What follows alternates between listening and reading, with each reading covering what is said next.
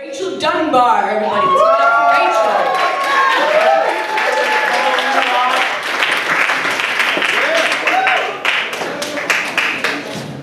Hello. So hi, my name is Rachel. I'm going to be doing the same routine that I did at the flow of a mic at Wheelock, because I can't. Alright, so I'm just going to get right to it. So a little background about me. I was born in Sri Lanka, and for those of you who don't know where Sri Lanka is, go look it up on a map. Nice. I'm really tired of having to explain to people where Sri Lanka is or what a Sri Lanka is. It's not a big deal, really. It's just something that I've been harboring for the last 20 years. And so I was adopted by white people. That's why I'm here. One day somebody asked me, Rachel, what has been the hardest part about being black and growing up with white parents in a white world? I think to myself, and I go, the racism. Definitely, the racism. Well, I'm glad you all find that funny. I'm from the South, and there's really nothing like racism in the South. Is anyone else here from the South? Anyone? Awesome. So I'm sure you all know how that is, or maybe not. But racism kind of sort of sucks. It definitely clears the room, definitely breaks up the party. Unless, of course, you're a Klan member, and that's exactly what gets the party going. Or unless you're a diehard Republican, that's also what literally gets the party going. I'm glad you all appreciate bad puns. But when I was younger, I never really understood why I was the target of all this racism. Because when I was little, I thought that I was white. I thought that I was white just like my parents. I thought that when I got adopted, I got drafted into the white race. And when I was young, and if you knew me when I was younger, you'd probably think I was white too, because I definitely dressed white. I dressed more white than the other white kids in my school. In fact, I out-whited the white kids in my school. I mean, I would come in, I can't make this up, I had my ladybug turtleneck that I wore on Tuesdays, and I had it tucked into my corduroy pants that were actually high-water corduroy pants, and I had my off-brand sneakers. I believe they were called Helios. They're now discontinued, and I had, to top it all off, my signature Just for Kids fanny pack. That I carried all of my pencils in and my Tamagotchi.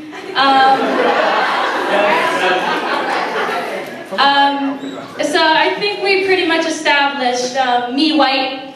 And because me white, I got called a lot of things when I was younger. I got called white girl. I got called Oreo, because that's just as clever as it is original. And, because of racism, I got called a nigger every so often. Wow. And I was confused every time someone called me a nigger, because I'd be like, clearly, you didn't get the memo. I'd be like, somebody's out of the loop. But I never really can't figure out what's worse, racism or just plain ignorance. For example, one time I was having this conversation with this white girl, and she sort of stops me. She goes, "You know what?" She goes, "If I close my eyes right now and I hear you talk and I picture you in my head, I don't even see you as black. Like, you don't sound black to me. Like, I see a white girl." What?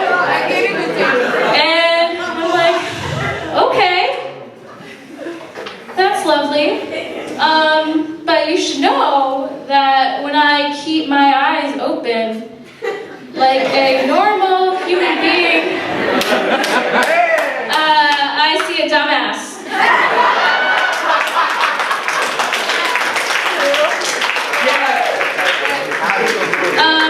And then something that I really hate and I'm kind of harboring this for a really long time, and if you are a woman of color, you'll understand this too. You have to deal with people who have no problem at all doing one of these. Come on. I love your hair.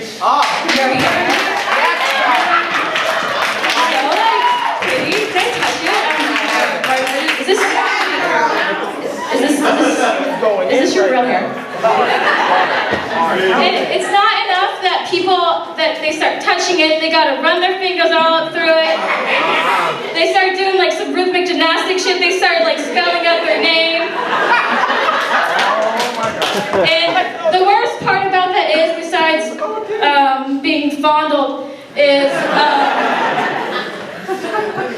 the fact that I have to sit there and I have to take it. Because if I start getting mad and I start reacting, I'm the one in trouble. Because if I react and I get mad at this curious Caucasian, they're probably going to get scared.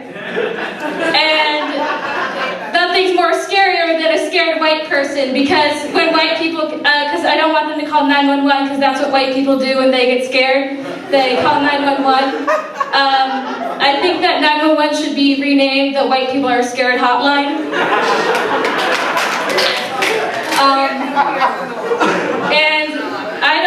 And I know that if a white person calls the police, they're going to be there in like 2 seconds. And I don't want to have to deal with the police, because I think we all know how that's going to go down.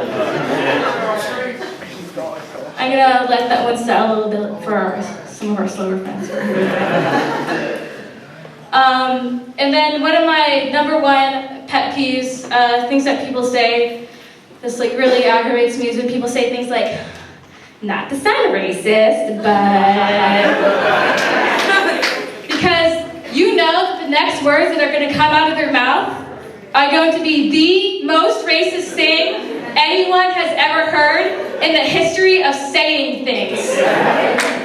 It's always something like, not to sound racist, but why are black people so loud? Or something like, I'm not a racist, but every time a black guy stands next to me, I always hold my purse like this.